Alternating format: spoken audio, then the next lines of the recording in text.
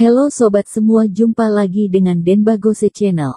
Bagaimana kabar sobat semua? Sebelum kita mulai cerita ini, ayo silakan subscribe, like, komen, share dan nyalakan loncengnya untuk mendapatkan notifikasi terbaru ketika Mimin upload videonya. Bab 864 Master Chinese Medicine.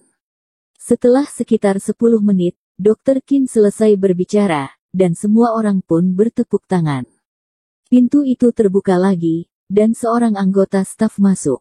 Selagi pintu itu terbuka, Vivin segera berlari mendekat dan berkata pada polisi bersenjata. "Kamerat, aku punya tiket. Tiketku di barisan depan, biarkan aku masuk." Polisi bersenjata itu baru saja ingin menolak, tetapi dia tiba-tiba mendengar tiket barisan depan. "Tiketmu tiket merah atau tiket putih?" Vivin buru-buru mengeluarkan tiketnya dan berkata, "Tiketku tiket merah, kami semua tiket merah." Hanya saja tiket mereka disobek orang. Begitu melihat bahwa itu memang tiket merah, polisi bersenjata itu langsung bersikap sopan. "Nona, karena itu adalah tiket merah, silakan duduk di dalam, dan berhati-hatilah." Semua orang sangat senang. Mereka tidak menyangka bahwa tiket merah itu akan begitu berguna. Jika tahu tiket itu begitu hebat, mereka tidak akan membuangnya. Setelah semua orang keluar, mereka bergegas ke barisan depan dan duduk di sana. Semua orang mendesah bahwa barisan depan benar-benar hebat. Di sekeliling mereka ada ahli-ahli terkemuka di rumah sakit, dan yang terburuk adalah tingkat kepala universitas. Posisi ini terlalu hebat, kepala universitas saja duduk di belakang mereka. Sayangnya, setelah mereka sampai di depan, Dr. Qin sudah turun dari panggung. Setelah sekian lama berpidato, mereka disibukkan dengan bagaimana cara keluar dalam cahaya remang-remang di belakang. Mereka tidak mendengar sepatah kata pun dengan jelas, dan tidak tahu berapa banyak pengetahuan yang telah mereka lewatkan. Lebih disayangkan lagi untuk Vivin.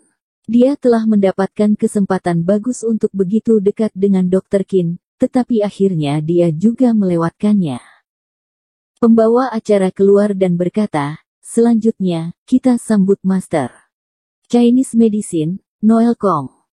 Begitu Noel Kong muncul, semua orang pun bertepuk tangan. Awalnya, tabib sangat jarang ada, dan sangat sedikit yang dapat mencapai tingkat Master Chinese Medicine.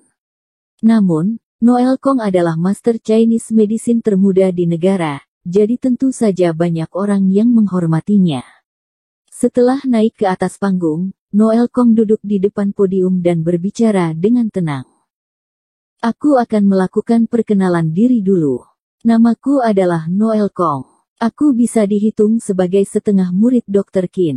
Walaupun aku baru belajar dengan Dr. Qin selama setengah tahun, tetapi itu lebih dari apa yang aku pelajari di paruh pertama hidupku, dan manfaat yang aku dapatkan sangat banyak.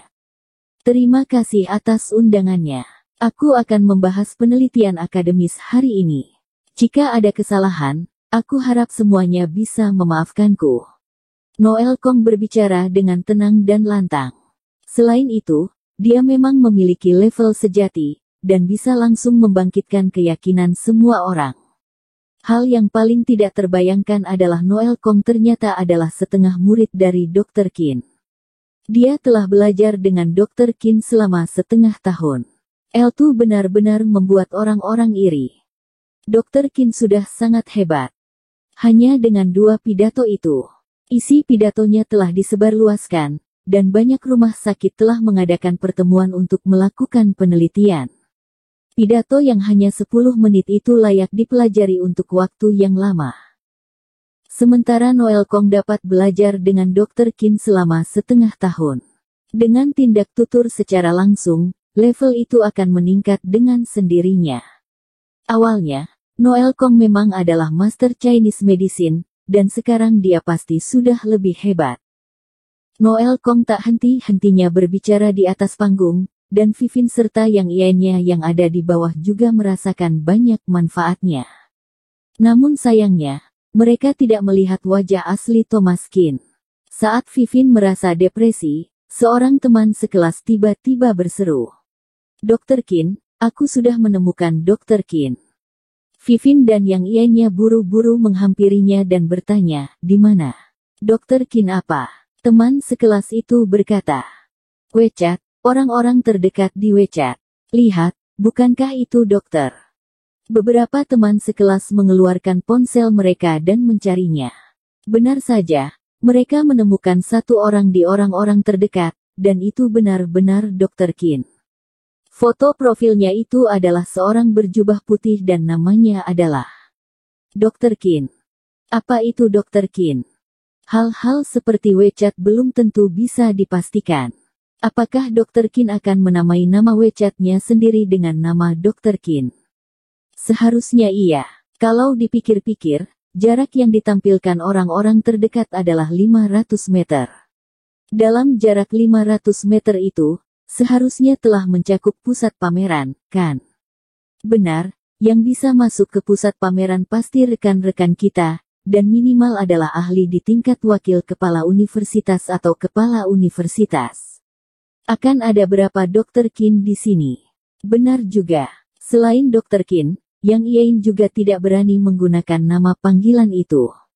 Tambahkan saja, dan tanya padanya. Beberapa teman sekelas segera menambahkannya, dan Vivin juga. Tidak lama kemudian, semua orang pun diterima. Salah satu teman sekolah wanita yang cepat itu segera mengirimkan pesan dan bertanya, "Dokter Qin. Apakah Anda Dokter Qin sendiri?" Setelah beberapa saat, pihak itu menjawab, "Benar." Ketika melihat balasan seperti, semua orang pun bersemangat. "Benar-benar Dokter Qin. Pidatomu tadi benar-benar sangat hebat. Sayang sekali aku tidak dapat mendengarnya dengan jelas di belakang panggung, sangat disayangkan sekali." Setelah beberapa saat, Dokter Qin menjawab, "Tidak apa-apa, pidato Noel juga bagus. Kamu akan mendapat banyak manfaat jika mendengarnya dengan seksama." Semua orang langsung percaya bahwa itu adalah Dokter Qin. Dia berkata dengan jujur, rendah hati, sopan, dan juga tenang dan dermawan. Dia bahkan memanggil Noel Kong dengan panggilan Noel. Itu jelas adalah kata-kata Dokter Qin. Jika digantikan dengan orang Yain, siapa yang berani memanggil Noel Kong dengan Noel? Semua orang langsung bersemangat dan mulai mengobrol dengan Dokter Qin. Vivin menunduk dan mengirim pesan pada Dokter Qin. "Halo, aku Vivin. Apa Anda masih ingat denganku?" Seharusnya kesannya pada Dokter Qin sangat dalam. Dia pernah membantu Vivin beberapa kali sebelumnya, dan bahkan memanggil nama Vivin sebagai asistennya saat operasi. Tetapi, setelah Vivin mengirimkan pesan itu, Dokter Qin tidak membalasnya setelah waktu yang lama. Vivin sedikit kecewa. Mungkinkah ada hal yang menyebabkan Dokter Qin tidak suka dengannya? Jika tidak, kenapa dia begitu memperhatikan Vivin sebelumnya, tetapi akhirnya tiba-tiba tidak menghubunginya lagi? Setelah beberapa saat, semua orang yang mengirimkan pesan pada Dokter Qin tidak dibalas lagi. Mereka hanya bisa menyerah, karena Dokter Qin pasti sangat sibuk sehingga tidak mungkin mengobrol dengan mereka sepanjang waktu. Setelah sekitar 1 jam, tiba-tiba ada orang yang berseru, "Clara." Clara bersama dengan Dokter Qin. Vivin terkejut, dan beberapa orang lainnya langsung berkumpul untuk melihat ponsel itu. Benar saja, ada sebuah foto yang diposting Clara di momen WeChat. Itu adalah fotonya dengan seorang pria, foto di tempat tidur. Seorang pria berbaring di pelukan Clara. Keduanya berpelukan dengan mesra di bawah selimut, dan sepertinya berada di hotel. Tempatnya di suatu hotel di kota X.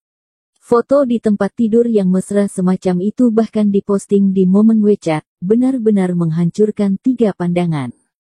Meskipun pria itu tidak terlihat keseluruhan, dia hanya bisa melihat bagian belakang kepalanya, jadi dia tidak tahu siapa itu.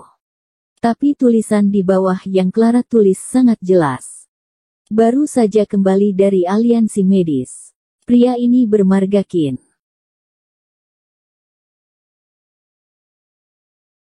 Bersambung. Terima kasih kepada kalian yang telah menonton video ini. Jangan lupa tekan tombol subscribe-nya dan nyalakan notifikasinya untuk mendapatkan video-video seru lainnya dari channel Denbagose.